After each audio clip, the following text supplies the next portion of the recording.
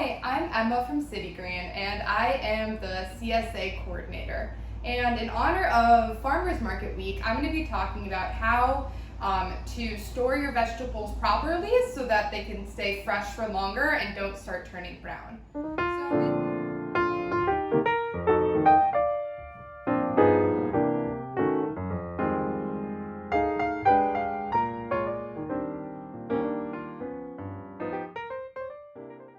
So basically we have a variety of different produce here, and all of them require a few simple tips and tricks for making sure they last longest.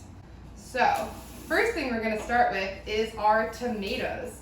So tomatoes actually are best if you just leave them out on the counter. So the first ones you want to eat are those beautiful heirlooms. These varieties haven't been bred to be as hardy as some of the ones we know in our supermarket, so eat them first.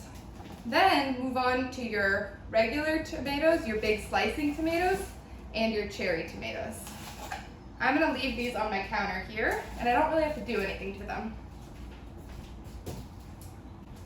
The next thing I'm gonna talk about is all of my greens and my herbs. So these require a little bit extra work, but it's going to keep them from getting brown, and you'll be able to use them for 1 to 2 weeks. So what I have here is some basil, some oregano, some scallions, and some Swiss chard. So for our soft herbs, what we'll want to do is we're going to want to put these in some water. You want to think of your herbs kind of like freshly cut flowers. So just like freshly cut flowers, you want to trim the bottoms and then put them in water, and that will keep them fresh for longer. I'm going to put my oregano and my scallions together because these are going to go straight in the fridge, no problem. However, we always have to be careful when we are packaging and storing basil, because even though we're putting it in water just like all of our other herbs, we're actually going to keep it on the counter. If you've ever seen your basil turn brown and kind of crispy, that's because you're putting it at a lower temperature in the fridge, and it causes it to go bad faster.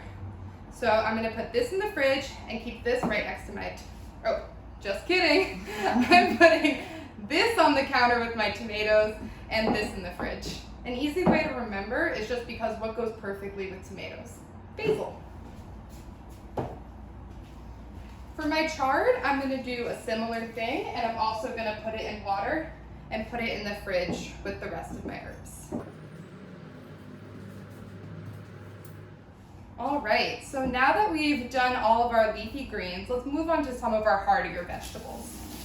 What I have here is zucchini, eggplant, cucumbers, and carrots. So the carrots are pretty much the model of what we want to do with all of these hardier vegetables. What we want to do is put them in a bag. We want to maintain a little bit of humidity, except we don't want too much moisture to collect in the bag. So what I'm doing is I'm just putting all of these just straight in the bag and then leaving it open. Because this is a little bit softer, we don't want to close it really tight because then it might get super wet and start to rot.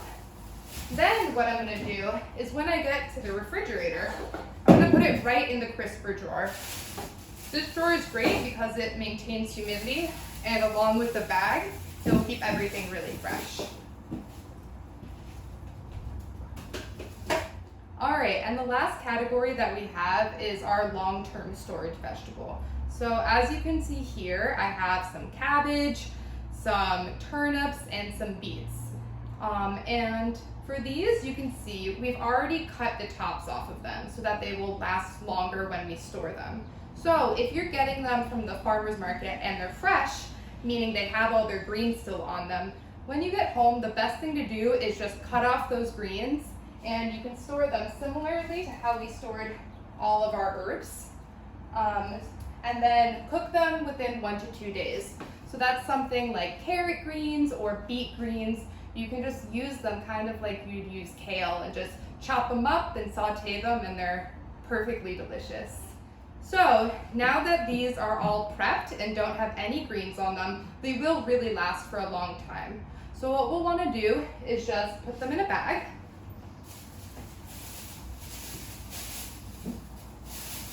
And put them right in the crisper drawer. For our cabbage, we don't really have to do anything because it's kind of self-sealing, so we'll just throw that in the drawer as well. And the last thing we have, which will last for a good bit, is our garlic.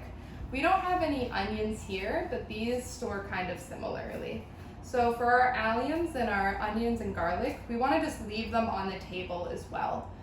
You want to leave them out, but in a slightly darker area. Because if you've ever seen your onions or garlic starting to sprout and producing those green little tops, that's because they were exposed to light and thought it was time to grow again. So to prevent that from happening, just keep them in a dry, cool, dark place, like a countertop or even a cabinet, and that will make them last for longer. So another common thing that people need help storing is potatoes. So potatoes can be kept on a countertop just like your onions and your tomatoes. However, you don't want to mix them with your onions because that will make both of them go bad faster. So you can keep them with your tomatoes or in a separate place on the countertop.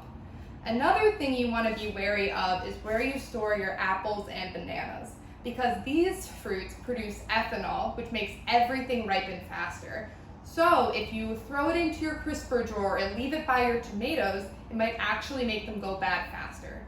But besides that, you'll just learn along the way. So try size something out in one spot, and if it's starting to go faster, put it in a new spot. All right, so that's the end of storing your vegetables. If you have any other questions, you can leave them in the comment section below, or any tips and tricks that you've found along the way. Happy eating!